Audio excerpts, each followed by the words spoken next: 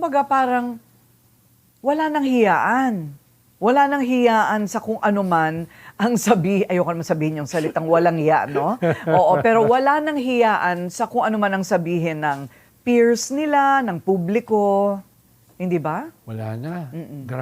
Grabe na ito eh.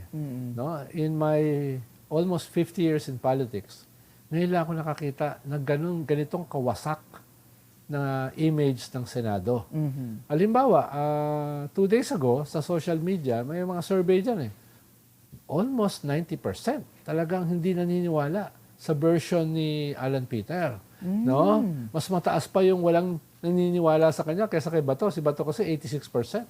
No? Ibig sabihin, medyo lamang pa si Bato. No? Kaya durog na durog yung Senado. No? Lalo na nitong nakaraang 5 araw. Kaya hindi ko alam kung paano nila aayusin si Humpty Dumpty. No? Anong Humpty Dumpty? Sat on a wall.